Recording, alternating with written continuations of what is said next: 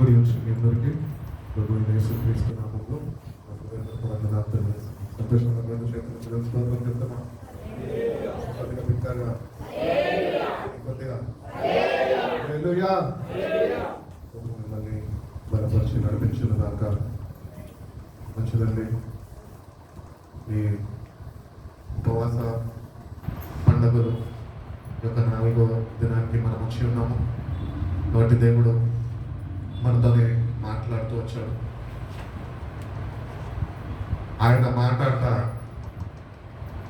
ఆయన నోట నుంచి వచ్చే ప్రతి ఒక్క మాట అది జీవపు ఊటై ఉన్నది. అది మనల్ని జీవింపజేస్తుంది. కాబట్టి దేవుని మాటని వినుటుండగా మనము ఆ మాటని అంగీకరించి మన హృదయంలో దాన్ని చేర్చుకొని ఆ ప్రకారము మనము నడుచుకోవడానికి సాహసిస్తే కనుక అది మనకి జీవాన్ని అనుగ్రహిస్తుంది అని దేవుని వాక్యం తెలియజేస్తుంది. ఆయన నోటి నుంచి వచ్చే ప్రతి ఒక్క మాట మనల్ని బ్రతికిస్తుంది. పాపంలో కొట్టుమిట్టాడుతున్న మన జీవితాన్ని బ్రతికించేది మరి ఏదన్నా ఈ లోకంలో ఉన్నది అంటే అది కేవలము దేవుని యొక్క మాట మాత్రమే. ఆ మాట నేను జీవింప చేయడానికి ప్రభు నీతోని ప్రతిసారి ఆయన యుద్ధకి వస్తుండగా ఆయన మాట్లాడుతూ వస్తున్నాడు. ఆయనకి నువ్వు సమీపంగా జీవించాలని, ఆయన కొరకు నువ్వు ఒక సాక్షిగా జీవించాలని, ఆయన కొరకు ఒక ప్రత్యేకమైన జీవితము నువ్వు జీవించాలని ఆయన కోరుకొని ఉన్నాడు. ఒకప్పుడు చీకటిలో ఉన్న మనని ఆశ్చర్యమైన వెలుగులోనికి ఆయన పిలుచుకొని ఉన్నాడు. పిలువబడ్డ మనమంట ఆ వెలుగు బాటలో నడుచుకోవాలంటే కనుక మనము ఒక ప్రత్యేకతని కలిగి ఉన్నారంట. దేవుడు మనకి రక్షణని ఉచితంగా అనుగ్రహించి ఉన్నాడు. రక్షింపబడ్డ మనము ఒకటి గుర్తించాలి ఏంటి అంటే ఆ ప్రత్యేకత నాలో ఉన్నదా? ఆ ప్రత్యేకత నిన్ను నువ్వు ప్రత్యేకించుకుంటేనే కానీ నువ్వు ఆయన చూపిన వెలుగు బాటలో నడుచుకోలేవు. You need separation from the darkness to light. చీకటి నుంచి వెలుతురుకి ఎట్టి రీతిగా అయితే ఆయన వేరుపరిచాడో అట్టి రీతిగానే చీకటి బ్రతుకులు మనం అయి ఉండగా ఈ బ్రతుకులని మనము వెలుగు వైపు మనము మలుచుకొని ఆ వెలుగులో మనము వెంబడిస్తూ నడుచుకునే వారిగా మనం ఉన్నాం. అప్పుడే ఆ జీవపు ఊట మనకి అనుగ్రహింపబడుతుంది. నేను చీకటిలోనే కొద్ది కాలం ఉంటాను, సాయంత్రం అవ్వగానే నేను మళ్ళీ వెలుగులోనికి వస్తాను అంటే అది కుదరని పని. అందుకని దేవుని బిడ్డలుగా ఉంటున్న మనము ఒక ప్రత్యేకమైన జీవితము ఆయన కొరకు మనము జీవించేవారుగా మనం ఉండాలి అని దేవుడు కోరుకుంటున్నాడు. మిమ్మల్ని నేను ఈ లోకం నుంచి వేరుపరిచి ఉన్నాను అని దేవుడు తెలియజేస్తుంది. అంటే లోకంలో ఉన్న మనుషులు కాదా? మరి మనల్ని ఎందుకు వేరుపరిచాడట? ఆయన నిన్ను అంతగా ప్రేమించాడు. దేవుడు లోకాన్ని ఎంతగానో ప్రేమించాడు. దేవుడు మన అందరినీ ఆయన యుద్ధకు నడిపించుకున్నాడు. ఆయన ప్రణాళికలో ఉన్న వారందరూ ఆ రక్షణని పొందుకోవాలని అది దేవుని చిత్తమై ఉన్నది. దేవుని చిత్తాన్ని గుర్తెరిగి ఉండాలి. మనం మందిరానికి వచ్చి రక్షణ పొందుకున్న మనము ఒక దర్శనము కలిగి ఉన్నాము. ఆ దర్శనము నీకు లేకపోతే కనుక నువ్వు ఆ రక్షణ బాటలో నడుచుకోలేవు. నీ గురి ఇంకా నీ గమ్యం ఏమై ఉండాలి అంటే నీ జీవితాన్ని ఈ భూమి మీద నువ్వు కడపట్టించినాక ఆ గమ్యస్థానానికి నేను చేరుతాను అన్న నిరీక్షణ, ఆ రక్షణ నువ్వు కలిగి జీవించావు. ఇవి రెండు మనకు లేవు కానీ రక్షింపబడ్డాము. ఎక్కడికి వెళ్తున్నామో, ఎందుకు వెళ్తున్నామో, ఎక్కడికి చేరుతామో, ఎప్పుడు చేరుతామో మనకి తెలియని వారిగా మనం ముందుకు కొనసాగుతున్నాము. ఇట్టి రీతిగా ఉంటున్న మన జీవితాన్ని దేవుడు తన జీవపు వాక్యం చేత ప్రతినిత్యము చావుకి మరణానికి జోగాడుతున్న మనని ఆయన జీవపు వాక్యము చేత మనని బ్రతికిస్తూ వస్తున్నాడట. ఈరోజు మనం బ్రతికి ఉన్నాము అంటే ఎందుకు మనం బ్రతికి ఉన్నాం తెలుసా? ఆయన మనతో మాట్లాడే దేవుడై ఉన్నాడు. ప్రతిసారి మనతో మాట్లాడుతున్నాడు కనుకనే, ఆ మాటలు మనం వింటున్నాం కనుకనే మనం ఈరోజు బ్రతికి ఉన్నాం. ఈ బ్రతికి ఉన్న మనిషి నిత్యత్వంలోనికి వాడు వెళ్ళాలి అంటే కనుక దేవుడు కోరుకున్న, దేవుడు అనుగ్రహించిన ఆ జీవపు మాటలో వాడు నడుచుకొని వాడు ఉండాలి. కాబట్టి రక్షణ పొందుకున్న మనము ఒకటి గుర్తించాలి, ఏంటి అంటే నన్ను నేను ఆయన కొరకు ప్రతిష్ఠించుకున్నాను. నేను ఈ లోకంలో ఉన్నవాడి కంటే ఆయన కొరకు ఒక ప్రత్యేకమైన జీవితము నేను జీవించగలుగుతున్నాను. ఇప్పుడు మన తండ్రి అంటాడు, మన తండ్రి మనం ఎంతగానో ప్రేమిస్తాడు. మన అవసరతలు, బాధ్యతలన్నీ భరిస్తూ ఆయనకి ఇష్టమైన బిడ్డగా మనం జీవించాలని ఆయన కోరుకుంటారు. ఆయన బిడ్డగా ఉంటున్న మనము ఆయనను ఎప్పుడు మనము బాధ పెట్టేవారుగా ఉంటామో, సంతోష పెట్టేవారుగా ఉండడానికి ప్రయత్నిస్తున్నాం. సంతోష పెట్టేవారుగా ఉండడానికి మనము సాహసిస్తూ ఉంటాం. అట్టి రీతిగానే ప్రభు దగ్గరకు వచ్చినప్పుడు కూడా రక్షణ పొందుకున్న మనము ఒక ప్రత్యేకమైన జీవితంలో జీవించినప్పుడే నువ్వు ఆయనని సంతోష పెట్టే బిడ్డగా నువ్వు ఉండగలుగుతావు. నీ తండ్రి నిన్ను బట్టి ఆయన సంతోషించగలుగుతావు. కాబట్టి మనము ఒక ప్రత్యేకమైన జీవితము ఆయన కొరకు జీవించే వారుగా మనం ఉండాలి. వెలుగు సంబంధులు మీరు అని దేవుడు చెప్తున్నాడు. మరి ఏది వెలుగు? మనం వాక్యం వింటుండగా, వాక్యాన్ని ధ్యానిస్తుండగా, ప్రార్థన చేస్తుండగా, ఆత్మలో ప్రార్థన చేస్తుండగా వెలుగుతోనే దేవుడు నిన్ను నింపుతాడు.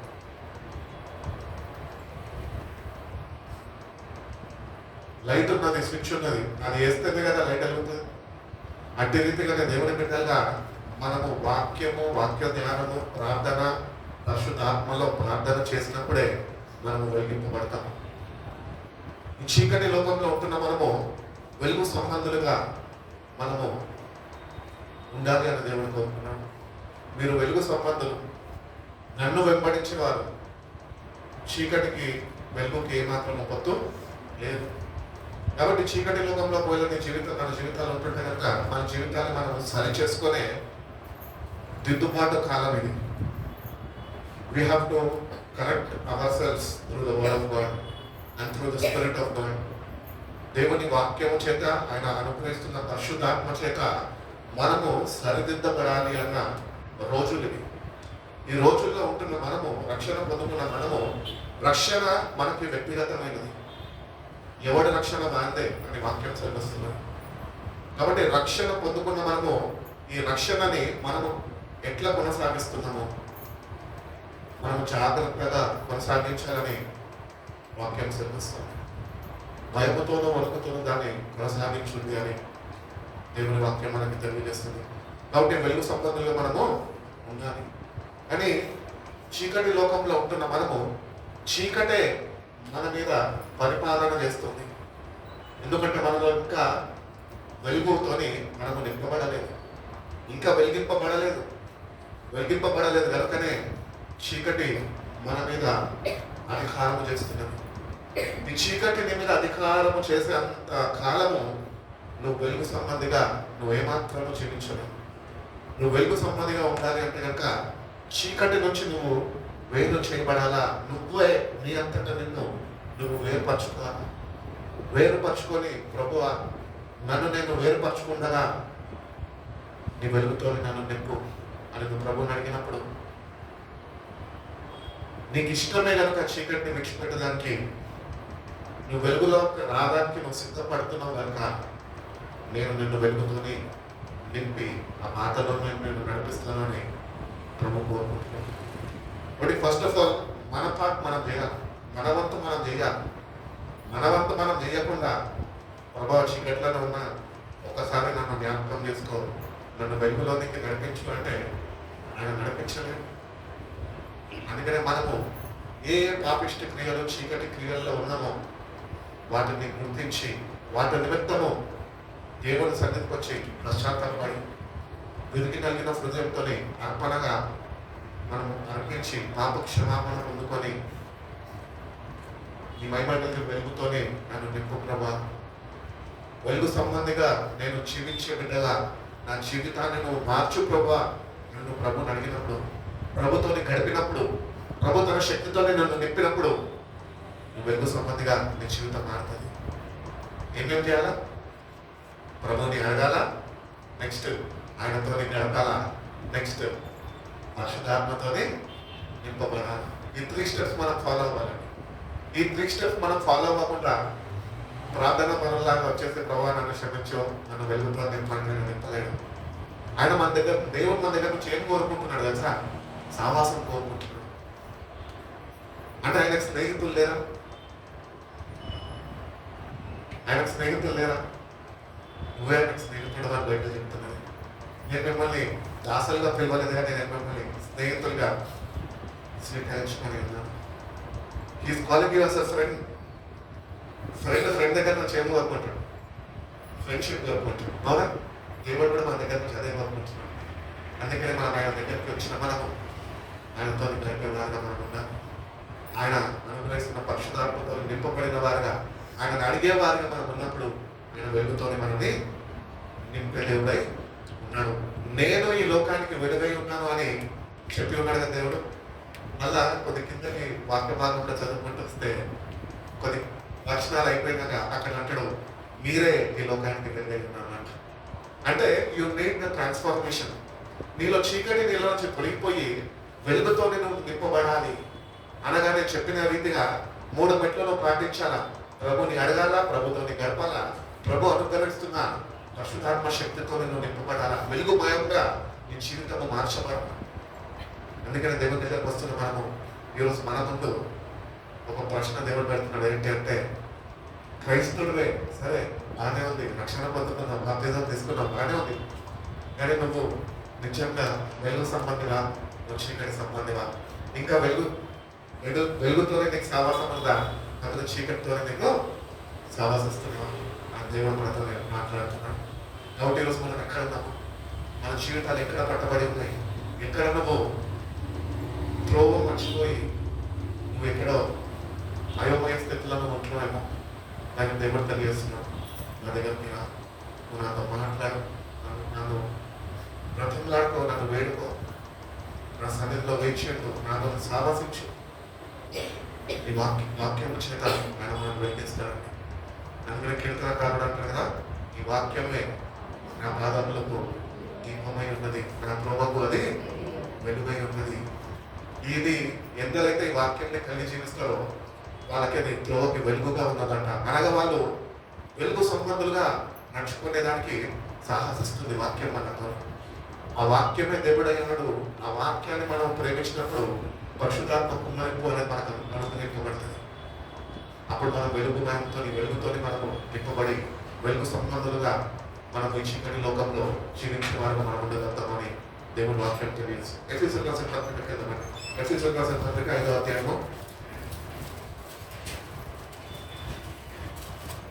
ఎఫెసీయులకు రాసిన పత్రిక 5వ అధ్యాయము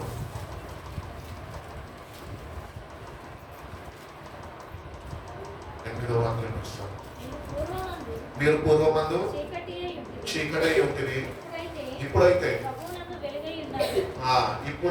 ప్రభునందు వెలుగై ఉన్నారు. ఒకప్పుడు ప్రభువుని నీ సొంత రక్షకుడుగా నువ్వు అంగీకరించక, అనగా నువ్వు బాప్తిజం పొందుకోక ముందు నువ్వు చీకటి సంబంధి.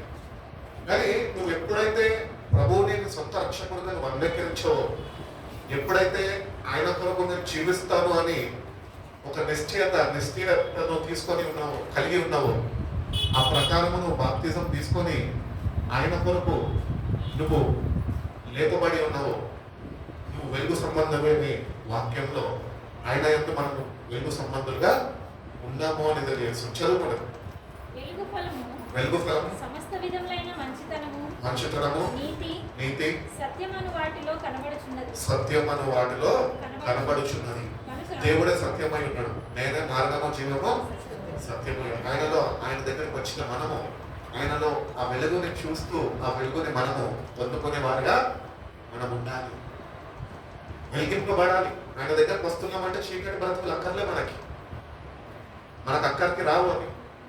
అందుకని ఆయన దగ్గరకు వస్తున్నప్పుడు ఆయన వెలుగై ఉన్నాడు కనుక ఆ వెలుగు దగ్గరికి మనం వస్తున్నప్పుడు మనము చీకటి క్రియల్ని విడిచిపెట్టినప్పుడు, ఆయన దగ్గరికి వచ్చినప్పుడు, సొంత రక్షకుడిగా అంగీకరించినప్పుడు, ఆ వెలుగు దగ్గరికి వచ్చినప్పుడు ఆ వెలుగుతోని మనం ఆయన వెలిగించే దేవుడు అయినాడు. కాబట్టి దేవుని దగ్గరకు వస్తున్న మనము ఎంతో కాలమై ఉంటుంది రక్షణ పొందుకొని, కానీ మన జీవితాలు ఇంకా వెలిగింపబడలేదేమో. అంటే నువ్వు దేవుణ్ణి వెలుగుని నువ్వు ఇంకా చూడలేదు, అంటే సావాసం నీకు లేదు. అందుకని చీకటి నీలో ఏలుతూ ఉన్నది. చీకటి నిన్ను చీకటిలోనే ఉంచడానికి ఇష్టపడుతుంది, కానీ ఏ మాత్రము వెలుగులోనికి, వెలుగు దగ్గరికి, వెలుగుమయంగా మార్చబడడానికి అది ఏ మాత్రము ఇష్టపడదు. అందుకని చీకటి పడకపోతుండగా మనమే చీకటిని విడిచిపెట్టడానికి ఇష్టపడి వెలుగు దగ్గరకు వచ్చి మనకు వెలిగింపబడే వారుగా మనం ఉండాలి అని దేవుడు కోరుకుంటున్నాడు. పాపము ఈ లోకంలోనికి మనిషి పాపంలోనే పుట్టాడు. పాపంలోనే నా తల్లి నాకు జన్మనిచ్చింది అని చెప్తున్నాడు. పాపంలోనే మనం పుట్టినాం, పాపంలోనే మనము తల్లి జన్మనిచ్చింది. ఈ పాపం మనలో ఉంది కదా. ఈ పాపం అంట ఈ మానవుడిని ఏమాత్రం విడిచిపెట్టడానికి ఇష్టపడతలేదంట. అది ఇష్టపడదు కూడా. ఎందుకంటే పాపం నిన్ను వెంటాడి అది నిన్ను నాశనానికి గురి చేసేంత వరకు దాని పని అది చేస్తూనే ఉంటుంది. మనమే పాపంలో పుట్టినాము కనుక పాపము ఏంటి మనం తెలుసుకున్నాం కనుక ఆ పాపాన్ని విడిచిపెట్టి మనము సత్యంలోనికి దేవుని దగ్గరికి వచ్చే వారిగా మనం ఉంటున్నాం. పాపం అయితే మనం విడిచిపెట్టదండి. మనమే పాపాన్ని పసిగట్టి దాన్ని విడిచిపెట్టే వారిగా వెలుగు సంబంధంలో మన జీవితాలు మార్చుకోవడానికి మనము సిద్ధపరచుకొని దేవుని దగ్గరకు వచ్చి మన జీవితాన్ని ఆయన చేతికి మనము అర్పిస్తే కనుక, ఆయన చేతికి కనుక మనము అప్పగించుకుంటే కనుక దేవుడు నీ మీద ఆ పాపము నేను ఏమాత్రము వెంటగాడక, ఆ పాపము నీ మీద ఏమాత్రము వేలుబాటు చేయక, అది నిన్ను వెంబడించక ఆయన వెలుగులో నిన్ను వెలిగిస్తాడు. ఆ వెలుగులో నిన్ను భద్రపరుస్తాడు. వెలుగున్న దగ్గరికి చీకటి వస్తుంది. చీకటి వచ్చినా కూడా చీకటిగా ఉంటుంది, అది కూడా వెలుగుగా మారిపోతుంది. అందుకని చీకటి అంట ఎప్పుడు వెలుగు దగ్గరికి రాదంట. మనమే చీకట్లో ఉన్న మనము వెలుగు దగ్గరకు వచ్చినప్పుడు వెలుగుమయంగా మన జీవితాలు ఆశపడతాయి అని తెలియజేస్తున్నాం. చదువుకుంటాం కనుక ప్రభువుకి ఏది ప్రీతికరమైనదో దాన్ని పరీక్షించుచు వెలుగు సంబంధుల వలె నడుచుకొనుడి. చదువమ్మా. అంధకార క్రియలలో పాలివారై ఉండక వాటిని ఖండించుడి. ఏలైనగా అట్టి క్రియలు చేయవారు రహస్యమందు జరిగించు పనులను గూర్చి మాట్లాడుటైనను అవమానకరమై ఉన్నది. సమస్తము ఖండింపబడి వెలుగు చేత ఒక దినము నువ్వు చేస్తున్న ప్రతి ఒక్క పాపము ప్రత్యక్షమవుతుందంట.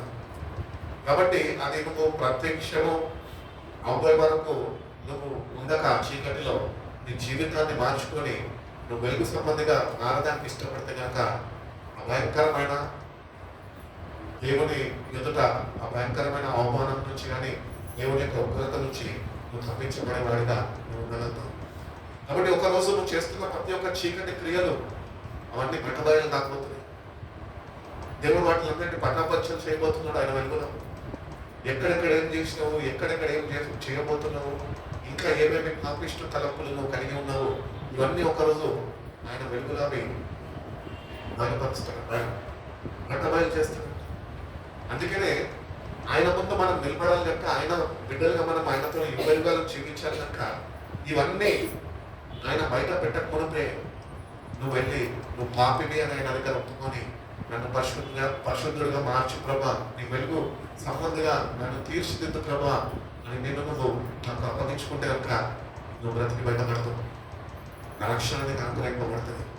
లేదు లేండి నేను ఏ వరకే ఉంటాను, నేను నా చీకటి క్రియలతోనే ఉంటాను అంటే ఒకరోజు ఆయన దగ్గరికి మనం చేరుకుంటాము. ఆయన వెలుగులో నీలో ఉంటున్న ప్రతి ఒక్క పాపము బట్టబయలు కాబోతుంది. అక్కడ నువ్వు ప్రభు ముందు తలెత్తుకొని నిలబడలేవు. నీ పాపాల నిమిత్తం నువ్వే ప్రభువు నీకు ఆజ్ఞాపించిన మునిపే నీ అంతట నువ్వు నీ చీకటి క్రియలను బట్టి తలెత్తుకోలేని పరిస్థితిని బట్టి నీ అంతట నువ్వే నరకంలోనికి నువ్వంతట నువ్వు పరిగెట్టుకొని వెళ్ళిపోయి నరకంలోనికి దూరేస్తావు. పాపం అంత భయంకరమైనది. పాపం చేత వచ్చేది మరణమే. పాపం చేత వచ్చే జీతము మరణమే బయట చెప్తాను కదా. కాబట్టి పాపము మనలో ఉన్నంత వరకు అది నిన్ను మరణానికి గురి చేస్తుంది. ఆ పాపం నుంచి మనం విడుదల పొందుకొని దేవుని దగ్గరకు వచ్చి అన్ని దేవుని సన్నిధిలో ఒప్పుకొని వాటిని విడిచిపెట్టినప్పుడు పాప క్షమాపణ ఆయన దగ్గర నుంచి పొందుకొని ఆయన బిడ్డగా నువ్వు జీవించడం ప్రారంభించినప్పుడే నువ్వు వెలుగు సంబంధిగా నువ్వు తీర్చిదిద్దబడవద్దు అని దేవుడు నాకు అనుసరిస్తుంది. చదువుకుంటున్నాం 14th verse. అందుచేత నిద్రించుచున్న నువ్వు మేలుకొని మృతుల్లో నుండి లెమ్ము, క్రీస్తు నీ మీద ప్రకాశించునని ఆయన చెప్పుచున్నాడు. కాబట్టి ఇప్పుడు మనము పాపంకి అలవాటు పడిపోయి ఉన్నాము, పాపంలోనే జీవిస్తున్నాము, పాపంలోనే కట్టబడి ఉన్నాము. భయంకరమైన బంధకాలలో మనము అపవాది చేత బంధింపబడి ఉన్నాము. బంధింపబడి వచ్చి భక్తు చేస్తున్నాము, కానీ మనకి విడుదల లేదు. వస్తున్నాము, ప్రార్థన చేసుకుంటున్నాము, మళ్ళీ వెళ్తున్నాము, మళ్ళీ అదే ఆలోచనలు, అదే తలంపులు, అదే క్రియలు, అవే మనని ప్రేరేపిస్తూ మనము నిద్రపోతున్నాం. నిద్ర అనగా మరణం. ఆయన వాక్యంలో తెలియస్తున్నాడు, నువ్వు లే, వాటి నుంచి నువ్వు లేయాలి. పాపిష్టి తలంపులు, పాపిష్టి క్రియలు, పాపిష్టి ఆలోచనలు, పాపిష్టి మాటలు ఇవన్నీ కలిగి ఉండి నువ్వు నిద్రిస్తున్నావు. దేవుడు అంటున్నాడు, ఇవన్నీ నీలో ఉన్నాయి కనుక, పాపిష్టి క్రియలన్నీ నీలో ఉన్నాయి కనుక అప్పుడు నీకు మరణాన్ని కొని తీసుకొస్తాయి. అవన్నిటి నుంచి నువ్వు కానీ ఈరోజు వేయగలితే క్రీస్తు నీ మీద ఉదయిస్తాడు. ఈరోజు మనం దేవుని దగ్గరకు వచ్చిన మనము ఆయన మన మీద ఉదయించాలి. అట్టి రీతిగా మనం భక్తి చేయాలి. అట్టి రీతిగా మనము ప్రత్యేకించుకోవాలి. నీ అంతటా నిన్ను నువ్వు ప్రత్యేకించకపోతే కనుక ఆయన నీ మీద ఉదయించలేడు. ఎందుకంటే పాపము నీలో నివసిస్తుంది. దేవుడి యొక్క హృదయం ఎటువంటిది అంటే ఆయన పాపిని ప్రేమిస్తాడు, కానీ వారిలో ఉన్న పాపాన్ని ఆయన సహించలేడు, అసహించుకుంటాడు. అందుకనే వాక్యంలో తెలియజేస్తున్నాడు, నువ్వు లే, నిద్రపోతున్నా నువ్వు లే, యేసు ఆయన దగ్గరికి రా. అప్పుడు ఆయన నీ మీద ఉదయిస్తాడు, ఆయన వెలుగు నీ మీద ప్రకాశిస్తుంది, నీలో చీకటి మొత్తము తొలగిపోతుంది. అట్టి భక్తి చేయాలంటే ఆ వెలుగు మన మీద ఉదయించాలా, ప్రకాశించాలి. అట్టి రీతిగా మనము ప్రతిష్ఠించుకొని, వేరుపరుచుకొని, సపరేట్ చేసుకొని ఆయన దగ్గరికి రావాలి. మనం ఎట్లా వస్తాం తెలుసా? పాపం లోపల పెట్టుకొని ఆయన దగ్గరికి వస్తాం. ప్రభా అక్కడి క్షమించి, సరే నా బిడ్డ నారమాసం పొందుతాడేమో అని దేవుడు క్షమించి మళ్ళీ కొద్దిగా కృపను అనుగ్రహిస్తాం. కృపను అనుగ్రహిస్తుంది కదా, మనం ఏం చేస్తాము? పాపం ఏం చేస్తుంది? పాపం ఏం చేస్తుంది? మాట్లాడుతుంది. చెయ్యి అంటే చెయ్యమని చెప్తుంది. తాగుబోతు తాగినంత వరకు బాగానే తాగుతాడు, మత్తెక్కినా మంచిగా నిద్రపోతాడు, మళ్ళీ లేయగానే వాటితో మాట్లాడుతుంది. ఏమని మాట్లాడుతుంది? వెళ్ళు అలా తెచ్చుకో అలా తాగు. పాపం మాట్లాడుతుంటారు కదా, వాటిని ఇస్తున్నాడు. అర్థమైంది కదా. మనం కూడా ఏం చేస్తామంటే బ్రహ్మ దగ్గరకు వచ్చి అదే చేస్తాం. ప్రభావాన్ని క్షమించడంతాము, వెళ్ళిపోతాము. మళ్ళీ చీకటి మనని ఆవరించేసి మళ్ళీ మనని ప్రేరేపిస్తుండగా మళ్ళీ చీకటిని లోబడిపోయి చీకటి క్రియలు చేస్తుంది. అందుకనే ప్రభు మన మీద ఉదయించలేని వారిగా మన జీవితాలు. అందుకని మనం వచ్చినప్పుడు వాటికన్నిటి నుంచి మనం ప్రత్యేకించుకోవాలి. ప్రభా ఈ నాటి నుంచి నేను అన్నింటినీ విడిచిపెడుతున్నా, నీ శక్తిని, నీ బలాన్ని నాకు అనుగ్రహించి మళ్ళా తిరిగి వాటి దగ్గరికి నేను వెళ్ళకుండా నీ వెలుగు నాకు ఉదయించి నీ శక్తితో నన్ను నింపి నన్ను బలపరిచి నడిపించు ప్రభా అని దేవుని అడిగితే కనుక దేవుడు తప్పక తన పరిశుద్ధాత్మని ఆదరణకర్తగా ఇచ్చాడు కనుక నిన్ను ఆదరిస్తూ, నిన్ను ఓదార్స్తూ, ధైర్యపరుస్తూ నిన్ను ఆ వెలుగుతోని ఆయన నింపడానికి ఆయన సాహసిస్తూ ఉంటాడు. కాబట్టి మనంతగా మనం ప్రత్యేకించుకొని ఆ చీకటి నుంచి వెలుగులోనికి అడుగు వేసినప్పుడే ఆయన మన మీద ఉదయించగలుగుతాడు అని దేవుడు తెలియజేస్తున్నాడు. అదేవిధంగా మనం రోమియోలు రాసిన పత్రిక అంటున్నాడు. రోమియోలు రాసిన పత్రిక 13వ అధ్యాయము 12వ వాక్యం. రాత్రి చాలా గడిచి పగలు సమీపంగా ఉన్నది కనుక కనుక మనం అంధకార క్రియలను విసర్జించి అంధకార క్రియలను విసర్జించి తేజస్ సంబంధమైన తేజస్సు సంబంధమైన యుద్ధోపకరణములను ధరించుకుందాము యుద్ధోపకరణములు ధరించుకుందాము. అల్లరితో కూడిన ఆటపాటలైనను అల్లరితోని కూడిన ఆటపాటలైనను మత్తైనను లేకయు కామ విలాసములైనను కామ వివాసములైనను పోకిరి చేష్టలైనను చేష్టలైనను లేకయు కలహమైనను మత్సరమైనను లేకయు పగటి అందు నడుచుకున్నట్లు ఒకటి అందు నడుచుకునేటట్లు మర్యాదగా నడుచుకుందుము. మర్యాదగా నడుచుకోవాలంట. మెట్టుకు ప్రభువైన యేసుక్రీస్తును ధరించుకొనిన వారై యేసుక్రీస్తుని ధరించుకున్న వారై శరీరేచ్ఛలను నెరవేర్చుకొనుటకు శరీర ఇచ్ఛలు నెరవేర్చుటకు శరీర విషయమై ఆలోచన చేసుకొనకుడి. శరీర విషయమై ఆలోచన చేసుకున్నాడు. ఈ శరీరం ఏం చేస్తుంది? శరీరం ఏం చేస్తుందండి? పాపము చేయమని ప్రేరేపిస్తుంది. ఎందుకంటే ఈ శరీరం పాపముకి నాసు. పాపము మనిషిని నాశనం చేస్తుంది కనుక వాడు మనలో ఒక వీక్నెస్ పట్టుకున్నాడు. ఏంటంటే శరీరాన్ని వాడు ఒక ఆయుధంగా మార్చుకున్నాడు. నీ తలంపులు, నీ చూపులు, నీ చాష్టలు, నీ అలవాట్లను బట్టి నీ హృదయములో ఏమి నింపబడి ఉన్నదో అదే నువ్వు చేస్తావు. కాబట్టి ఈ పాపం ఏం చేసిందంటే మనని ఒక ఆధారంగా చేసుకున్నది మన శరీరం. దీన్ని అది బలహీన పరుస్తూ ఉంటుంది. సో ఈ శరీరము యొక్క ఇచ్చలని మనము చేయించేవారుగా మనం ఉండాలి. శరీరాన్ని మనము నలగొట్టుకోవాలి. శుభ్రంగా తిన్నామనుకో, కడుపు నిండా ఉందనుకో, దేవుని దగ్గరకు వచ్చి ప్రభా నా ఆకలి నింపు అంటే కడుపు నిండా తిని నా దగ్గరకు వస్తే నేను ఏం కలిగిస్తా బిడ్డ అంటే, అదే నీ కడుపు మొత్తం ఎండబెట్టుకొని ఆయన దగ్గరకు వచ్చి ప్రభా ఆకలిస్తుంది, ఆత్మీయ ఆకలితో నేను అలమటించిపోతున్నాను అని నింపవా అంటే ఆయన జీవపు వాక్యం చేత ఆయన నేను నింపుతాను. వాక్యంతో ఎప్పుడైతే నువ్వు నింపబడతావో ఈ శరీర ఇచ్చల నుంచి వీటన్నిటి నుంచి గొప్ప జయాన్ని నువ్వు పొందుకుంటావు. కాబట్టి దేవుని సన్నిధికి వస్తున్నప్పుడు ఉపవాస పండగలు ఉపవాస పండగల్లో అట్లీస్ట్ వారంలో ఒక్కరోజైనా ఉపవాసం ఉండి మన కడుపుని ఎండగొట్టుకోవాలా. ఎండగొట్టుకొని జీవపు వాక్యము చేత మనము ఆకలి దప్పుదలని మనము ఆయన యుద్ధం నుంచి తీర్చుకునే వారిని మనం ఉండాలి. శుభ్రంగా తినేసి వస్తే ఆయన నేను తృప్తిగా వస్తాడు. నేను ఆయన ఎట్లా నింపగలుగుతాను? నింపలేను. అందుకనే పౌల 10 అంటూ ఉంటాడు, క్రీస్తు యొక్క శ్రమలలో నేను పాలుభాగస్తుడై ఉంటుంది. పౌలు తన పరిచర్య నిమిత్తంలో ఆయన దేవుని సువార్త సంఘము విస్తరణలో ఆయన నడిపింపబడుతున్నప్పుడు ఎన్నో రాత్రులు ఎన్నోసార్లు ఆకలితో అనుమతించుకున్నాడు. ఉపవాసం నుండి ప్రార్థన చేసి ఉన్నాడు. పౌలే, పరిశుద్ధుడైన పౌలని పేరు ధరించుకున్న ఆయననే ఉపవాసం ఉన్నాడు అంటే మనం ఎంతటి వారమని. దేవుడు మనని ఆయన జీవపు వాక్యంతో కానీ ఆయన వెలుగుతో నింపి వెలుగు సంబంధంగా మనం మార్చాలి అంటే ఈ శరీరాన్ని మనం మొట్టమొదటిగా చేయించేవారమై ఉన్నాం. మనలో ఉన్న బలహీనత ఏంటంటే దీనికి మనం లోపడతాం. దీనికి మనం లోపడద్దు, కానీ మనకి శరీరం లోపడాలి. ఎప్పుడు లోపడుతుంది అంటే ఎప్పుడైతే నువ్వు దేవుని వాక్యాన్ని నువ్వు కలిగి జీవిస్తావో, వెలుగు సంబంధిగా నువ్వు జీవించడానికి సాహసిస్తూ ముందుకు నడుచుకుంటావో అప్పుడు నిన్ను బలపరుస్తూ నడిపిస్తావు.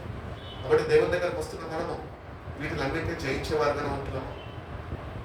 ఆ దినము ఒకటి రాబోతుంది. ఆ దినము అది ఏమంటున్నాడు బైబిల్లో, and understand the present and the hour has come for you. Wake up for your slumber. Your salvation is near. నీ రక్షణ దినము అనేది ఒకటి ఆశీనం కాబోతుంది. అది త్వరగా, అది ఎప్పుడన్నా అది ప్రత్యక్షం కాబోతుంది. ఈ ప్రత్యక్షం కాబోయే గడియల్లో ఉంటున్న మనము ఇంకా ఈ శరీరానికి లోబడి ఉంటే కనుక ఆ రక్షణను మనం ఏమాత్రము పొందుకోలేము. ఎందుకనే ఆ దినము దేవుడు ప్రత్యక్షం అవ్వే గడియ నాకు మునిపే నువ్వు దేవుని వాక్యం చేత, ప్రార్థన చేత, పరిశుద్ధాత్మ సహాయం చేత శరీరాన్ని జయించేవాడుగా నీ జీవితాన్ని మార్చుకొని వెలుగు సంబంధిగా నువ్వు జీవించేవాడు ఉన్నప్పుడే ఆ రక్షణ నీకు అనుగ్రహించబడుతుంది. రక్షింపబడ్డము అని పేరు మాత్రమే ఉంది, రక్షణ ఇంకా ఎవరికి అనుగ్రహింపబడలేదు అని మనం గుర్తించాలి. రక్షణ అనుగ్రహింపబడే దినము ఒకటి ప్రత్యక్షము కాబోతుంది. ఆ దినము కొరకు మనని మనము దేవుని సహాయము చేత, వాక్యము చేత, పరిశుద్ధాత్మ చేత మనము సిద్ధపరచుకునే వారిగా మనము వెలుగు సంబంధంగా జీవించడము, శరీర ఇచ్చలని నెరవేర్చుకోకుండా వాటిని విసర్జించి వాటిని విడిచిపెట్టి దేవుని కొరకు ఒక పవిత్రమైన ప్రత్యేకమైన జీవితము మనం జీవించినప్పుడే, పరిశుద్ధాత్మతోని మనం నడిపింపబడినప్పుడే, ఈ లోకం మీద నీకు జయము అనుగ్రహింపబడినప్పుడే నీ రక్షణ అనుగ్రహింపబడుతుంది. ఈ లోకం నేను జయించలేని వాడిగా ఉంటే కనుక ఆ రక్షణను ఏమాత్రము పొందుకోలేము. ప్రభు అంటూ ఉంటాడు కదా, నేను ఈ లోకాన్ని జయించి ఉన్నాను. మనం కూడా ఆయన బిడ్డలుగా ఉంటున్నాం, మనము ఆయన బిడ్డలుగా పిలువబడుతున్నాం, మనము ఆయన బిడ్డలుగా ఏర్పాటులో ఉంటున్న మనము లోకాన్ని జయించే శక్తిని ఆయన యుద్ధం నుంచి మనం పొందుకోవాలి. నీ వెలుగుని నా మీద ఉదయించు ప్రభా, చీకటి నా మీద ఏమాత్రము నిలుబాటు చేయకుండా నన్ను నీ వెలుగును భద్రపరిచి నడిపించు ప్రభా అని దేవుణ్ణి అడిగేవారు. దేవుని దగ్గరకు వస్తున్నప్పుడు నీ శరీరము నిన్ను ఈరోజు ఇంకా నిన్ను లోపరుచుకొని పాపంలోనే నేను నివసింపజేస్తుంటే కనుక నీ శరీరాన్ని నడపడం ఏం పర్వాలేదు, దేవుడు అనుగ్రహిస్తాడనే శక్తి నేను చెప్పగలుగుతున్నాను. ఒక రోజు ఉపవాసం అంటే కొద్దిగా ఇబ్బంది ఉంటుంది, రెండో రోజు ఉపవాసం అంటే ఇంకొద్దిగా ఇబ్బంది ఉంటుంది, మూడో రోజు నుంచి కొద్దిగా అడ్జస్ట్ అవుతుంది, నాలుగో రోజు నుంచి జీవపు వాక్యం నిన్ను ఆకలిని తీరుస్తూ నిన్ను జీవింపజేస్తూ ఆయన శక్తిని పొందుకునే కృపను అనుగ్రహిస్తుంటది. కాబట్టి మన శరీరాన్ని మనం నలగొట్టుకోవాలి. ఎందుకంటే రక్షణ మనది. ఒకవేళ రక్షణ నిర్లక్ష్యం చేస్తే దానిని పోగొట్టుకుంటాం. దీనిని పోగొట్టుకునే వారుగా లేక మనము దేవుని యొక్క దినము ఒక ప్రత్యక్షం కాబోతుంది కనుక క్రీస్తుని ధరించుకొని మనం జీవించాలి. ఆ రక్షణ వస్త్రము ఆయన మనకు ధరింపజేసి ఉన్నాడు. ఆ వస్త్రము ధరించుకున్న మనము ఆ రక్షణ బాటలో నడుచుకునే వారుగా శరీర ఇచ్చలని లోకాన్ని జయించే వారుగా మనము ఉండాలి అని ప్రభు కోరుకుంటున్నాం. అదే ఒక ప్రత్యేకమైన జీవితం దేవుడు మన దగ్గర నుంచి ఆయన కోరుకుంటున్నాం. అదే రోమిలకు రాసిన పత్రిక 16వ అధ్యాయం చూడండి, 16వ అధ్యాయము 17వ వాక్యం. సహోదరులారా, మీరు నేర్చుకున్న బోధకు వ్యతిరేకముగా వేదములను ఆటంకములను కలుగ చేయవారిని కనిపెట్టి ఉండునని మిమ్మల్ని బ్రతిమలాడుకొంచుతున్నాను. వారిలో నుండి మీరు ఇప్పుడు దేవుని దగ్గరకు వస్తున్నాము. దేవుడు మనకి సేవకుల ద్వారా కానీ వాక్యము ద్వారా కానీ దేవుడు మనతో మాట్లాడుతుండగా సంఘము అయినగా ఆయన శరీరము, దీనిలోనే కొంతమంది భేదాలు కలిగించే వాళ్ళు ఉంటారంట. ఆ సంఘంలో ఎందుకు వాడు అట్లా చెప్తుడు? వాడు చెప్పేదేమన్నా కరెక్టా? వాడేమన్నా అనుసరిస్తున్నా? వాడే పాటించాడు, వాడు బోధిస్తాడు, నువ్వు ఎందుకు వాళ్ళ దగ్గరికి వెళ్తావు? ఇది అదే మనకు ఎంతో మంది మనని మాయ మాటలతోని బోధ నుంచి మనని తప్పించేవారుగా మనం ఉంటాం. నువ్వు సేవకుడిని చూడొద్దు, సేవకుడు ఎటువంటి కూడా చూడొద్దు, కానీ ఆయన బోధిస్తున్న దేవుడు నీకు ఆయన ద్వారా అందిస్తున్న బోధ నుంచి నువ్వు తొలగిపోకుండా నువ్వు జాగ్రత్త పరచుకో. అట్టి వారిని నువ్వు గుర్తించాలంట. ఎప్పుడు గుర్తిస్తామో? నువ్వు వెలుగు సంబంధిగా ఉన్నప్పుడే నువ్వు వాళ్ళని గుర్తించగలుగుతావు. నువ్వు చీకటి సంబంధి, వాడు చీకటి సంబంధి అయితే ఇద్దరు జోడి కలుసుకొని ఇద్దరు చీకట్లోనే ఉంటాం. అందుకని మనము గుర్తించి అట్టి వారి నుంచి మనము వేరుపరుచుకున్నప్పుడే వెలుగు బిడ్డలుగా వెలుగు సంబంధాలు మనం జీవించగలుగుతాం. ఆ బోధ నుంచి మనము తప్పిపోకుండా, తొలగిపోకుండా మనం కాపాడుకోగలుగుతాం. కాబట్టి దేవుడు తన వాక్యం ద్వారా తెలియజేస్తారు, ఇటు వారి నుంచి మీరు జాగ్రత్తగా ఉండండి. అందరూ చర్చకు వచ్చేటప్పుడు బ్రదర్స్ సిస్టర్స్ అందరూ వచ్చినప్పుడు ఒకరినొకరు చెరువు నమ్ముతాని praise the Lord brother, praise the Lord sister అనుకుంటాం. అంటే అందరు సరైన ఉండేనా? నువ్వు గుర్తించే వాడిగా ఆ వెలుగుతో నింపబడినప్పుడే, నీకు ఒక ప్రత్యేకమైన జీవితం ఉన్నప్పుడే నువ్వు క్రీస్తు కొరకు ఒక ప్రత్యేకమైన జీవితంలో జీవించగలవు. అటు వారిని నువ్వు గుర్తించగలుగుతావు. అటు వారి నుంచి నువ్వు వేరుపరుచుకొని ప్రభువు యొక్క బోధలో నువ్వు నిలిచి ఉండి ముందుకు కొనసాగే వాడిగా ఉండగలుగుతావు అని దేవుడు వాక్యం తెలియజేస్తుంది. కాబట్టి ఎవడో సాతాను ఎక్కడి నుంచి వస్తున్నాడండి? ఎక్కడి నుంచి వస్తాడు సాతాను? చెప్పండి. సాతాను ఎక్కడి నుంచి వస్తాడు? ఆ? నా భార్యల నుంచి వస్తాడు, పక్కకి ఉంటుంది కాబట్టి. ఆమె బలహీనరాలు, ఆమెని గురి చేసుకుంటాడు, ఆమెని టార్గెట్ చేసుకుంటాడు, ఆమెల నుంచి నా మీద దాడి చేస్తాడు. నేను రాత్రి ఒక సంఘటన చెప్పాలంటే, ప్రార్థన మీద కూర్చున్నాను, కనుమూసుకున్న ప్రార్థన చేస్తాను, ఏదో చిన్న పని స్విచ్ చేద్దామని అటు పోయినాను.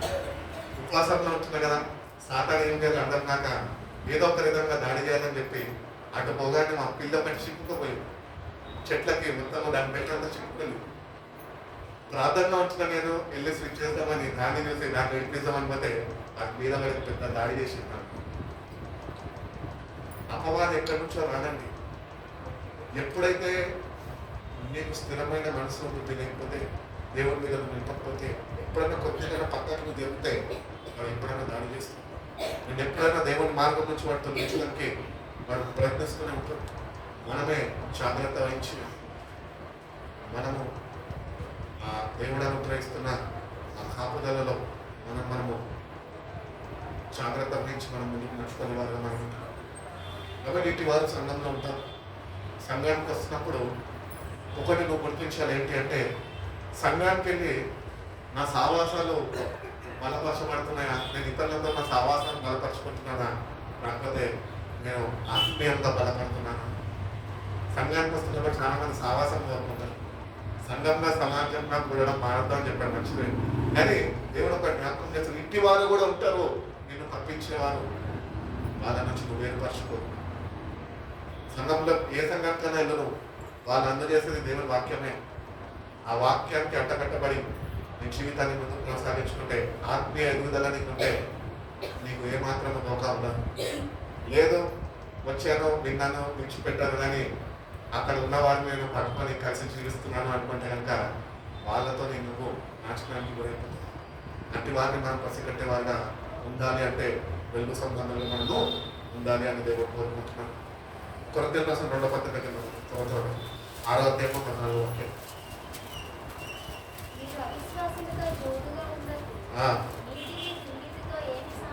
నీతికి దుర్నీతితో ఏమి సాంగత్యము,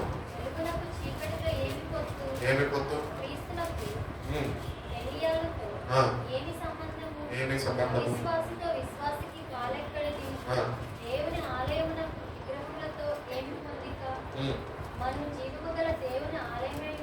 ఆలయమై ఉన్నాము. అందుకే దేవుడు ఇలా సెలవిచ్చుచున్నాడు, నేను వారి దేవుడనై ఉందును, వారు నా ప్రజలై ఉందురు. కావున మీరు వారి మధ్య నుండి బయలువెళ్ళి ప్రత్యేకంగా ఉండండి. మీరు వాళ్ళ యుద్ధం నుంచి బయలు వెళ్ళి ప్రత్యేకంగా ఉండండి. అవసరం లేదండి, ఇటువంటి సావాసాలు అవసరం లేదు. నీ సావాసము నిన్ను ఆత్మీయ ఎదుగుదలలోనికి అది నేను నడిపించలేకపోతే కనుక ఆ సావాసం నీకు అక్కర్లేదు. అట్టి వారి నుంచి బయలు వెళ్ళమంటున్నాడు, వదిలేసే వాళ్ళని. నువ్వు వాళ్ళని పట్టుకున్నంత కాలము, వాళ్ళతో సావాసిస్తున్నంత కాలము నువ్వు ఆయనతోని సావాసము చేయలేవు. ఆయనకైనా బయలు వెళ్ళు అంటున్నాడు. ముందుగా వెళ్ళిపో, వదిలేసే వాళ్ళని. ఎందుకంటే ముందుగా వెళ్ళమంటున్నాడు, వాళ్ళని వదిలేసి ఆయన నీకు ముందుగా ఉన్నాడు. నువ్వు ఆయన కలుసుకొని కృపను నీకు అనుగ్రహిస్తావు. కాబట్టి దేవుని దగ్గరకు వస్తున్న మనము ఇట్టి వారి నుంచి మనము జాగ్రత్త వహించాలి. అనుగ్రహింపబడిన రక్షణని ఇట్టి వారి వల్లనే మనం పోగొట్టుకుంటామని జాగ్రత్తలై ఉన్నారు. మనం అదే పాపము సిస్టర్ గారికి తల్లి లేదంట, తండ్రి లేదంట, పాపం అనాథంట, ఒకటే అంట, అన్నతమ్ములు పట్టించుకోరంట. పాపం మన సహోదరి మన సావాసమే అని చెప్పి అవిశ్వాసంతో ఉన్నప్పుడు, ఆ విశ్వాసంతో నువ్వు స్నేహం చేసినప్పుడు కూడా నీకున్న విశ్వాసం కూడా నువ్వు కోరుకుంటావు. ఆమె రక్షింపబడ్డది అని పేరు మాత్రమే ఉండదు, రక్షణ అనుభవం లేదు కదా. రక్షణ అనుభవం ఉంటున్నా నువ్వు ఆ రక్షణ లేని వ్యక్తితో, రక్షణ అనుభవంలో వెలుగుతో సంబంధం లేని వ్యక్తితో కలిసినప్పుడు నువ్వు కూడా ప్రత్యేకతని కోరుకుంటావు. నువ్వు కూడా మళ్ళా వెంకటి వీక్ష పడతావు. అందుకే మనం జాగ్రత్తగా ఉంది. దేవునికి సమీపంగా జీవిస్తూ వెలుగుని రక్షణని ధరించుకొని నేను ముందుకు వెళ్ళగలుగుతున్నానా? నా సావాసం ఎవరితో ఉన్నది? నా సావాసం నన్ను బలపరచు క్రీస్తు యుద్ధకు నడిపిస్తున్నానా? నేను ఆయనలో ఎదగలుగుతున్నానా? ఆయనలో బలపరచబడగలుగుతున్నా? విశ్వాసంలో స్థిరపరచబడగలుగుతున్నానా? ఆయన పరిశుద్ధ రాకడికి నేను తగిన సిద్ధపాటు నేను కలిగి జీవిస్తున్నానా? ఆ సావాసం నాకు అట్టి రీతిగా సాహసిస్తూ నన్ను బలపరుస్తుందా అని మనము గుర్తించే వారిని మనం ఉన్నాం. ఈ సావాసం నీకు బలపరచదగి ఉంటే కనుక అది నీకు ఆశీర్వాదకరము. ఒకవేళ నీ సావాసము కానీ అది నీ ప్రభుకి దూరం చేసేదగి ఉంటే కనుక అది నీకు శాపాన్ని కొని తీసుకొని వస్తుంది, అటు రీతిగానే మరణానికి అప్పగిస్తుంది. అందుకనే ఎవరితో సాహసిస్తున్నావు చాలా జాగ్రత్తగా ఈ సావాసాన్ని కనిపెట్టుకున్నాడు. ఆత్మీయ దూదల ఆత్మీయ సావాసం, ఆత్మీయులతో సాహసిస్తూ బలపరచబడుతూ, ఆత్మీయులు ఎట్టి రీతిగా అయితే వాళ్ళని ప్రత్యేకించుకొని ప్రభు కొరకు ఒక సమర్పణ కలిగి జీవితము జీవిస్తున్నారో, వాళ్ళు ఎట్టి రీతిగా అయితే తగిన సిద్ధపాటు, తగిన అలంకరణ, ఆయన పరిశుద్ధ రాకడ కొరకు వాళ్ళు అలంకరింపబడుతున్నారో, మనం కూడా వాళ్ళని సాహసిస్తూ మనం కూడా వాటి రీతిగా సిద్ధపాటు మనం కలిగి ఉండాలి. అప్పుడే రక్షణ మనకు అనుకునేపడుతుంది. అందరూ మనవలే కదా అందరితో ఉంటే నీకు అనుగ్రహింపబడిన రక్షణ నీ నిర్లక్ష్య స్వభావం, వాక్యము స్పష్టంగా చదవక దేవుడు వద్దు అనేది నువ్వు చేస్తుండగా నీకు అనుగ్రహింపబడేది నువ్వే నీ చేతులు అనుకుంటావు. అందుకే దేవుడికి క్రైస్తవులందరూ కన్నా ఆయన సంపూర్ణ విశ్వాసం కలిగిన వారే, ప్రత్యేకమైన జీవితం జీవించిన వారే, ఈ లోకం నుంచి వేరుపరచబడి ఆయన కొరకు జీవిస్తూ ఆయన కొరకు ఎదురు చూసేవారే, ఆయన కొరకు కనిపెట్టుకున్న వారి కొరకే రాబోతుంది. అట్టి వారితో మనము జీవించగలను. అట్టి వారితో సావాసంలో బలపరచబడుతూ తగిన సిద్ధపాటు అనుగ్రహించు ప్రభా అని సిద్ధపడే వారిలో మనం కూడా ఒకరే ఉండాలి అని దేవుడు కోరుకుంటున్నాడు. యాకోబు రాసిన పత్రిక 4:4 ఒకసారి చూసుకో. అందరికీ తెలవాల్సిన వాటిని తెలుపుతున్నాడు. చదవండి. దేవుడితో వైరమని మీరు ఎరుగరా? కాబట్టి ఎవరైతే ఈ లోకంతో స్నేహము కోరలేడో చేయగోరునో వాడు దేవుడికి శత్రువై ముందు. చాలండి. దేవుడు తెలియజేస్తున్నాడు, ఈ లోకంతో సావాసము ఆయనకి నిన్ను శత్రువుగా మారుస్తున్నాడు. ఈ లోకంతో స్నేహము దేవునితో వైరము అని వాక్యం చెప్తుంది కదా. కాబట్టి ఈ లోక స్నేహాలు మనకు లేవు. ఈరోజు లోక స్నేహాలు ఉన్నాయి. లోక స్నేహితులతో ఎక్కువ సమయం గడుపుతున్నా, లోకంలో ఎక్కువ సమయం గడుపుతున్నా. ఈరోజు మీ అందరి ముందు నేను ఉండి వాక్యం బోధించడానికి కారణం ఏంటి తెలుసా? లోక స్నేహాన్ని విడిచిపెట్టాను. ఆ లోక స్నేహంలో నేను ఉంటే కనుక మీ ముందు ఇక్కడ ఉండేటువంటి కాదు. ఆ స్నేహితులందరినీ విడిచిపెట్టిన వెంటనే ఈరోజు మీ ముందు దేవుని వాక్యము అందించే కృపను ధన్యతను దేవుడు నాకు ఇచ్చింది. ఎందుకంటే ఈ లోక స్నేహము నిన్ను ఆకర్షిస్తుంది, నిన్ను ప్రేరేపిస్తుంది, నిన్ను పాడు చేస్తుంది, నిన్ను ప్రభు దగ్గర నుంచి దూరంగా అది ఈడ్చివేస్తుంది. కానీ ఇవన్నీ తెలిసి ఉన్న మనము ఇంకా దాంతో స్నేహం చేస్తున్నామే అని నేను ఏం చేస్తుంది తెలుసా? ఆఖరిగా నేను ఒక వ్యక్తిగా మారుస్తుంది, దేవునికి శత్రువుడిగా నేను మార్చేస్తుంది. అందుకే లోక స్నేహం నేను విడిచిపెట్టాను. ఎప్పుడైతే నువ్వు లోక స్నేహాన్ని విడిచిపెట్టగలుగుతావో ప్రభుత్వం నీ స్నేహం ప్రారంభమైంది. నువ్వు ప్రభుత్వాన్ని సాహసించడం ప్రారంభించగలుగుతావు. ఈ లోకంతో నీకేం పొత్తు అని అడుగుతున్నాడు. అవసరమే లేదు, అక్కడికి రాదు. అది నిన్ను పాడు చేస్తుంది. నువ్వు బాగుపడితే అది నిన్ను చూసి ఓర్వలేదు. నువ్వు మంచిగా ప్రార్థన చేసుకుంటే నిన్ను ప్రార్థన చేయనియదు. చక్కగా మందిరానికి ఎవ్రీడే మానకుండా వెళ్ళాలంటే అది నేను వెళ్ళనియదు. ఏదో ఒకటి ఆకర్షణతో ఆకర్షిస్తూ ప్రభు యొక్క సన్నిధిని పొందుకోకుండా నిన్ను డిస్ట్రాక్ట్ చేస్తూ ఉంటుంది, త్రోవ మళ్ళిస్తూ ఉంటుంది. ఈరోజు కాకపోతే రేపు 40 రోజులు ఉన్నాయి కదా మనకి. ఈరోజు కాకపోతే రేపు వెళ్ళచ్చు, రేపు కాకపోతే వెళ్ళచ్చు. రేపు ఇంకొక ప్రాముఖ్యమైన పని పెడతాడు. నాకన్నా ప్రాముఖ్యమైన పని గర్ల్ ఫ్రెండ్ ఫోన్ చేస్తే ఈరోజు కలుస్తున్నా ఫ్రీగా మా మమ్మీ డాడీ లేరు, నేను బయటకు వస్తున్నా, 4వ రోజు కూడా అట్టే పోతాం తప్పకుండా. ఇది లోక స్నేహం. అది నువ్వు దేవుని దగ్గర సాహసం నువ్వు చేయని కాదు. అందుకని లోకంలో మనము లోకంతో స్నేహాలు పెంచుకోవాలి. You have to disconnect with the world, then only you can connect with world. కాబట్టి ఈ లోకంతో నేను ఒకవేళ స్నేహం కలిగి ఉంటే కనుక ఆ లోక స్నేహాల నుంచి నాకు విడుదల కలిగే ప్రభావం అని ప్రార్థన చేసుకుంటూ అట్టి రీతిగానే నీ అంతగా నువ్వు ఏ స్నేహాలైతే నువ్వు కలిగి ఉన్నావు వాటిలన్నింటినీ క్రమక్రమంగా తొలగించుకో. అక్కడనే కట్ చేసుకుంటున్నాం. ఒకటేసారి కట్ చేసుకుంటే మనం ఉండలేమండి. ప్రేమ అనురాగాలు దుఃఖ సాగరాలలో మునిగిపోయిన మనము ఒకటేసారి కట్ చేసుకుంటే తట్టుకోలేము. అందుకే మెల్లమెల్ల కట్ చేసుకుంటున్నాను. ఒకటేసారి తాళం కట్ చేస్తే అవ్వట్లేదు.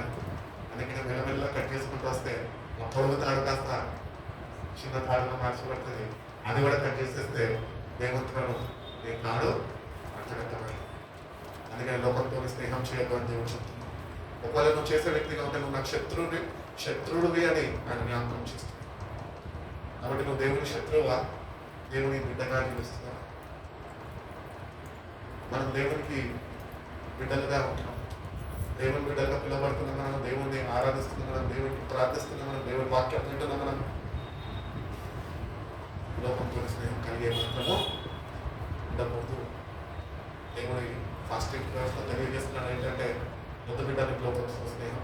ఒకవేళ నువ్వే కానీ లోకంతో స్నేహిస్తే కనుక ఆత్మీయ ఎదుగుదలని ఉండదు. నీ భక్తిని నువ్వు మోసం చేసేస్తుంది. నీ నిర్లక్ష్యమే వాక్యము ఖండిస్తుండగా, దైవజనుడు నీకు బోధిస్తుండగా అది నువ్వు నీ హృదయంలో చేర్చుకోక, లోకాన్ని విడిచిపెట్టగా నీ నిర్లక్ష్య స్వభావంతో నువ్వు వెళ్తున్నవే, అది నీకు నాశనాన్ని కొని తీసుకొస్తుంది. అందుకనే చెప్పుతున్నప్పుడు వినాలా, లోబడాలి. బోధిస్తున్న వాటికి నువ్వు లోబడక్కర్లేదు. బోధిస్తున్న దేవుని వాక్యంకి లోబడే వ్యక్తిగా నీ జీవితం ఉండాలి. నువ్వు ఆయన బోధ నుంచి తొలగిపోకుండా ఆయన బోధకి లోబడాలి. బోధకి లోబడినప్పుడే నువ్వు ఆయనకి గట్టగట్టబడి గొల్లు సొంతలుగా నువ్వు జీవించగలవని దేవుడు తెలియజేస్తున్నాడు. అదేవిధంగా మనం చూస్తున్నామండి యోహాను రాసిన మొదటి పత్రిక 2వ అధ్యాయము 15వ వాక్యం ముగించేస్తాను.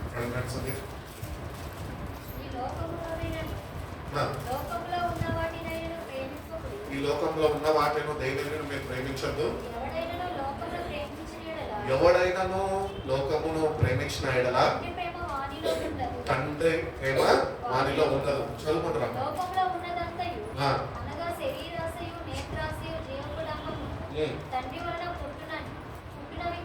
పుట్టినవి కావు, అవి లోక సంబంధమైనవే. లోకము దాని ఆశలు గతించిపోవును, కానీ దేవుని చిత్తము జరిగించువాడు. అక్కడ మనకు ఒక క్లారిటీ కావాలి. దేవుని చిత్తము జరిగించువాడు అనగా దేవుని వాక్యానుసారముగా జీవించువాడు వాడు నిరంతరం నిలుస్తాడు. ఎందుకంటే వాక్యమే వాడికి రక్షణ అనుగ్రహిస్తుంది. ఆ వాక్యమే సత్యమై ఉన్నది. ఆ వాక్యమే నిత్య జీవంలో అయి ఉన్నది. అది మనం జీవింపజేస్తుంది. ఆ నిత్య జీవంలోనికి మనని ప్రవేశింపజేస్తుంది. కాబట్టి దేవుని దగ్గరకు వచ్చిన మనము లోకములో ఉంటున్నాము. లోకములో పాపం ఉంటున్నది. పాపము మనలో ఉంటున్నది.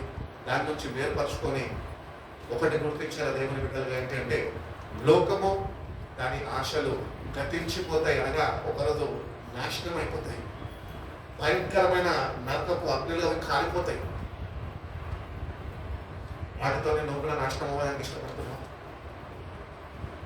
ఇంకా నేత్రాశ, ఇంకా శరీరాశ, ఇంకా జీవపుణపము అవి తండ్రి దగ్గర నుంచి వచ్చిన మనకు కాదు అని మనకు తెలుసు. అయినా కూడా అవి ఏముంటాం చూసిందల్లా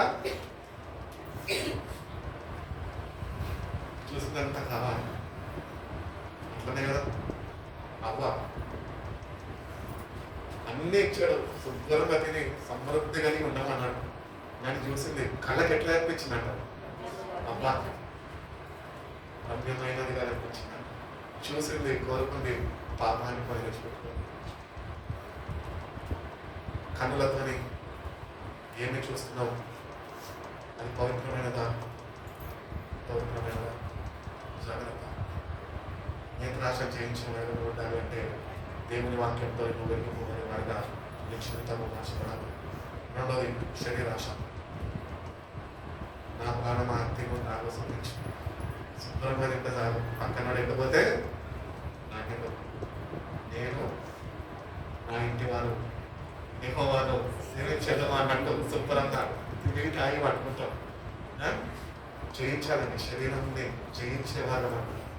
శరీరము ఎన్నో ఆశలు పుట్టిస్తూ ఉంటుంది, ఎన్నో కోరికలు కలిగిస్తూ ఉంటుంది. దాన్ని జయించాలి. దాన్ని నీ అంతటా నువ్వు జయించలేవు. దాన్ని నీ అంతటా నువ్వు దేవుని సన్నిధిలో ఉపవసించి ప్రార్థనలో ఉన్నప్పుడు జయించే శక్తిని దేవుడిని అనుగ్రహిస్తాడు. శరీరాశను జయించాలి. శరీరాశను నువ్వు జయించకపోతే కనుక అదే నేను కంట్రోల్ చేస్తూ ఉంటాను. అపవాది రిమోట్ పట్టుకొని నీ శరీరాన్ని కంట్రోల్ చేస్తుంటాడు. నువ్వు కంట్రోల్ అవుతున్నప్పుడు నీ శరీరం ఇచ్చేదని నెరవేర్చుకోవడానికి నువ్వు వాడి చేతిలో వాడికి ఇంకా బాధిస్తగా మిగిలిపోతుంది. అందుకని మనము శరీరాన్ని కూడా జయించేవారుగా ఉందా. అందుకని ప్రభుత్వ వీటిని అన్నింటినీ ఎట్లా చేస్తారని అడుగుతారు శిష్యులు. ఇవన్నీ ఎట్లా సాధ్యము అంటే కేవలం ఉపవాస ప్రార్థన ద్వారానే. దెయ్యాన్ని నిలబెట్టాలన్నా, శరీరాన్ని జయించాలన్నా, ఏకరాశం జయించాలన్నా క్రైస్తవుడికి దేవుడి బిడ్డ కావాల్సింది ఉపవాస ప్రార్థన. జయించే శక్తిని నాకు అనుగ్రహించుకోవడం అని ఒక దినాన్ని ప్రతిష్ఠించుకొని ఆ దినము ప్రభు సన్నిధిలో వాక్యము చేత ఉత్క స్నానం చేయబడుతూ ఆయన నీకు బోధిస్తుండగా పరిశుద్ధాత్మ యొక్క సహాయాన్ని పొందుకుంటూ నువ్వు జయించే శక్తిని ఆయన ఎదుర్చుకోవాలి. When you give time to God, He gives His time to us. మనమే ఆయనకు సమయం లేకుండా దేవాన్ని సమయం నాకు నటిస్తాడు. మనం కష్టమైన సమయం ఆయనకి ఇవ్వడం నేర్చుకోవాలి. అప్పుడు జయించే పనులు మనకి ఆయన అనుగ్రహిస్తుంది. శరీరాశ జీవకుటుంబం ఏమి లేకపోయినా అన్నీ ఉన్నాయని చెప్తాం. డాబు కట్టుకుంటూ ఉంటాం, డబ్బాలు కట్టుకుంటూ ఉంటాం. నేను కాబట్టి హైదరాబాద్లో ఉంటాను. మినిస్టర్ నాకు తెలుసు. తెలియదు ఆడవాడ ఇంటి దగ్గర ఈడవాడ ఆంటీ దగ్గర. కానీ తెలియనోడు అక్కడ వస్తుంటాడు ఊరు నుంచి. మా దగ్గర జీవపుడప్ప మాటలు చెప్తూ ఉంటాడు. మా ఇంటి పక్కనే ఉంటాడు. అది పిల్ల నా క్లోజ్ ఫ్రెండ్. ఒక్క ఫోన్ పడితే ఈ పని అయిపోతుంది. ఏమి కాదు అక్కడ. చెప్పిన మాట వస్తున్నాను ఉన్న వాస్తవమే. జీవపుడప్ప మనిషి అలవాటు పడిపోయింది. అపవాది మనుషులను అట్టి రీతిగా ప్రేరేపిస్తుంది, మోసం చేస్తుంది. ఏమీ లేకపోయినా అన్నీ ఉన్నాయి. నాకు ఒకరు చెప్పింది, ఏమని చెప్పింది తెలుసా? వాక్యం చెప్పడానికి రాకపోయినా కూడా కొత్తగా వచ్చిన భాషలు నాకు తెలుగు కూడా రాదు. అప్పుడు చెప్పిండు అన్నా ఏం పర్వాలేదా వాక్యం చెప్పండి. సూట్ కేసు నిండా సరుకున్నట్టు స్టేజ్ ఎక్కాలంట. 4 మాటలు చెప్పానంట. అమ్మని వచ్చేసాను. అమ్మో ఇట్లాంటి వాళ్ళు కూడా ఉంటారా అనిపించింది. నాకు వచ్చింది నేను చెప్తాను. భయం వణుకుతో నేను ఇంటింటే ఏం మాట్లాడాలని ఆలోచిస్తుంటే ఆలోచి సహాయిస్తుంది. సరుకున్నట్టు మనం యాక్ట్ చేయాలంట. మొత్తం సబ్జెక్ట్ నాకే ఉంది. నేను అక్కడ ఏమన్నాను సూటు కూడా వేయాలంట. సేవకుడు అంటే సూటు కూడా వేయాలా? జీవకుడమ్మా అది నన్ను మోసం చేస్తుంది. నీ భక్తిలోనే నువ్వు ముందు కొనసాగుతున్నావు కూడా ఆ భక్తిలోనే అది నేను మోసపరుస్తా. జాగ్రత్త. నువ్వేమై ఉన్నావో నీ స్థితిగతులు ఏంటో ఆయనకి తెలుసు, నీకు తెలుసు. నేను ఎక్కడ ఉంచాడో ఎట్లా వచ్చాడో అట్లనే ఉండవు. నేనేమో విధేయత కలిగి ఉండవు. దేవుడు నేను ఒకరోజు ఆశీర్వదిస్తాను, ఇచ్చిస్తాను. జీవకుడమ్మ వద్దండి మనకి. ఎంతలో ఉన్నావో అంతలో ఉన్నావు.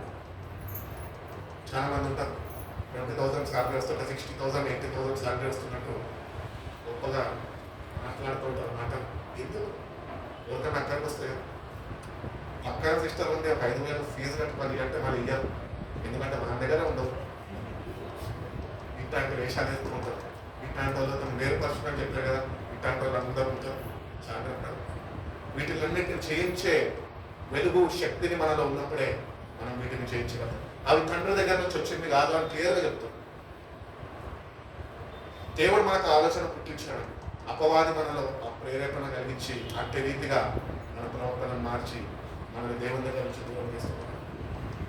అందుకనే ఈ లోక భాషలన్నీ గతించిపోతాయి. అది మనం గుర్తించే వారికి ఉండాలి. కానీ ఆయన చిత్తము నెరవేర్చేవాడు నిత్యము నిరంతరము.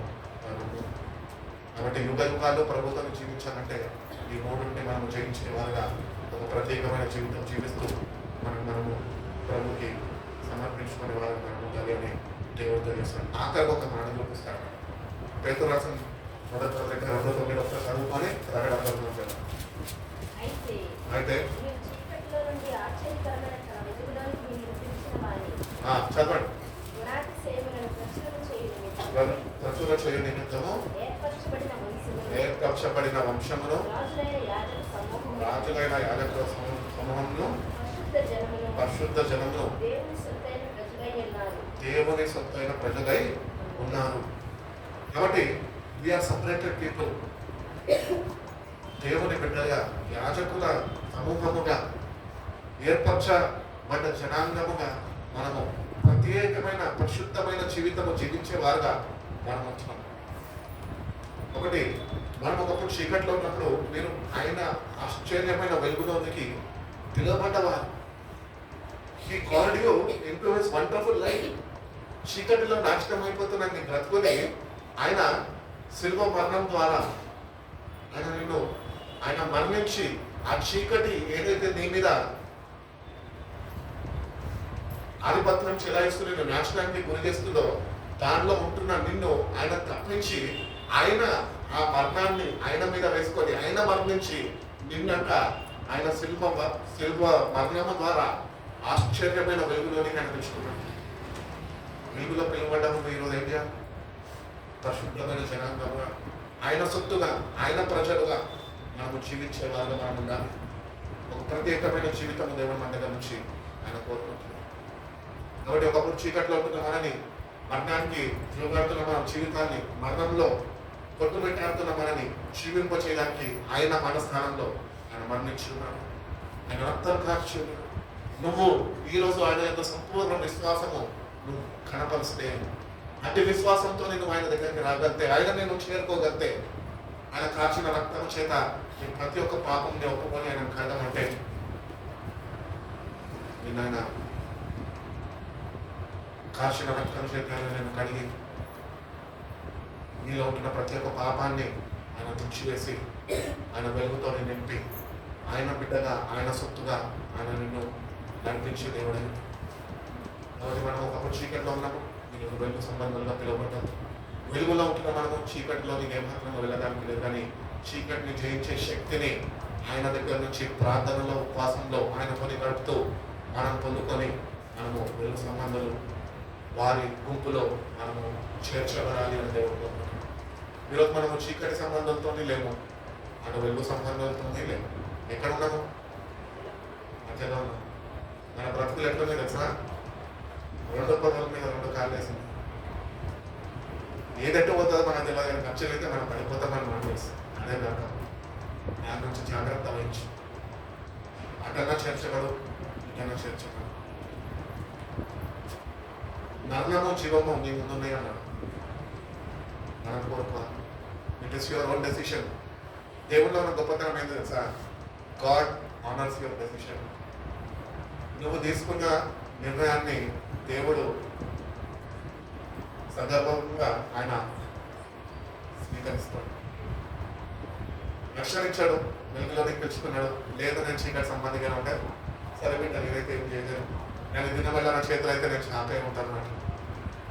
కాబట్టి మన రక్షణ మన చేతులు. అందుకనే ఆశ్చర్యమైన వెలుగులో పిలువబడి దేవుని సొత్తుగా యాజకుల సమూహంగా ఆయన నాకడ కొరకు సిద్ధపడే వారిగా మన జీవితాన్ని మనము ప్రతినిత్యము వాక్యము చేత దేవుని వెలుగు చేత మనం వెలిగింపబడే వారిగా మనం ఆఖరిగా మనం చూసుకున్నాం. ప్రకటన గ్రంథం 18వ అధ్యాయం 4వ వాక్యం.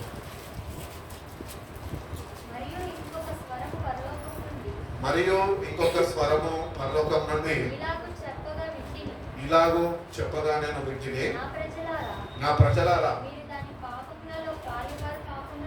మీరు దాని పాపములలో పాలు కానట్లు, దాని తెగులలో ఏది మీకు ప్రాప్తింపకుండా ఉన్నట్లు దాన్ని విడిచిరండి. దాని పాపములు ఆకాశంలో అంటుచున్నవి. చాలండి. ఇక్కడ తెలియజేస్తున్నాడు, దాని నుంచి బయటకు రండి అనగా లోకం నుంచి మనమే బయటకు రమ్మంటున్నాడు. ఒక స్వరము వినబడ్డదండి ఆకాశం నుంచి.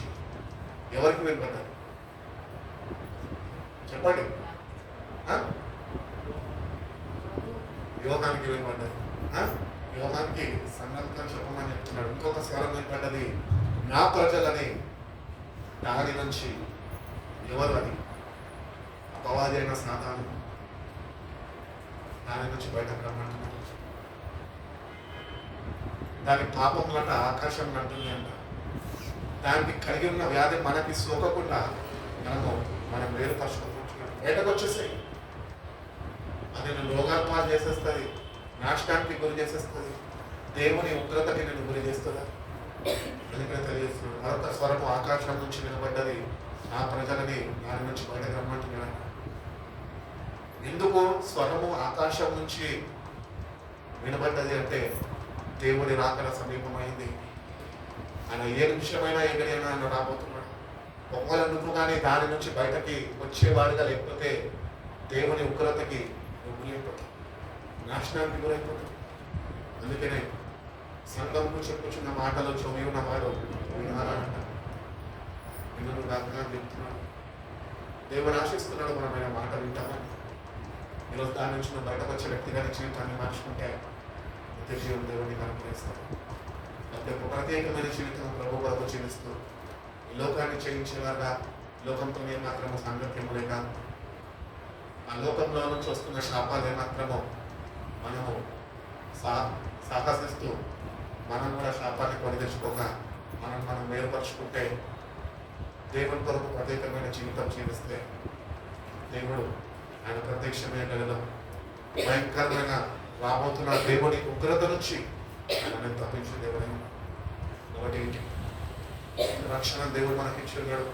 వాక్యం చేత మనకి తిరిగి తిరిగి మళ్ళా జ్ఞాపకం చేస్తుంటూ మనతోని హృదయాన్ని తట్టి మాట్లాడుతున్నాడు.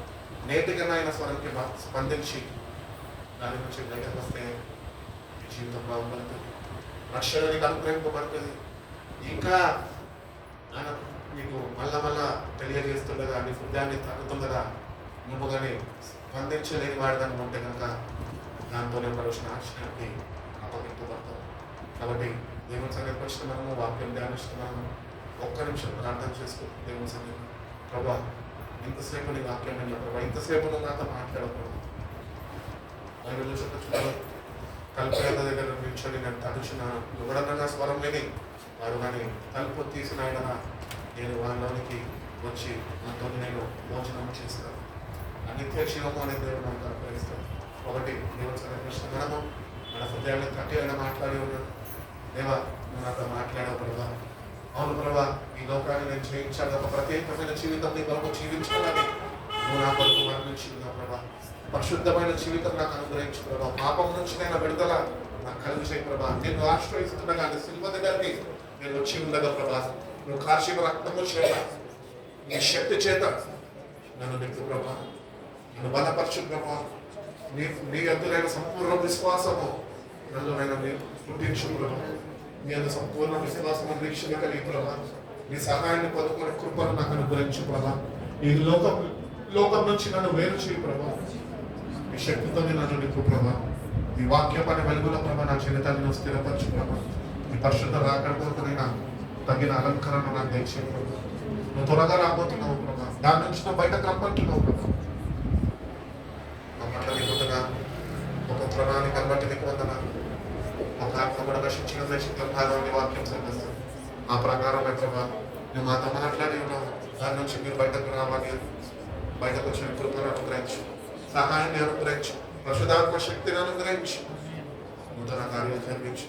రాబోయే దినాల్లో ప్రభా వెలుగు సంబంధులుగా, నీ బిడ్డలుగా, నీ కొరకు సాక్షులుగా, నీ రాకృతంగా తగిన సిద్ధపాటు కలిగిన నీ బిడ్డలుగా జీవించే కృపను అనుగ్రహించండి. వచ్చిన ప్రతి ఒక్క బిడ్డను బట్టి నీకు వందనాలు. విన్న వాక్యాన్ని మీరు కట్టి ఫలింపజేయండి, హృదయాన్ని భద్రపరచండి. సాతాను ఎక్కడ వాక్యాన్ని దొంగిలించకుండా ప్రభా తిరిగే వాక్యాన్ని నెమ్మవేసుకొని ఆ వాక్యానుసారమైన జీవితం జీవించే కృపను అంటే శక్తిని బిడ్డలకి మీరు దయచేస్తూ నడిపిస్తున్నామని తిరిగి మేము కలుసుకొని నామంలో తెచ్చే భాగ్యం మనం దయచేస్తున్నాను.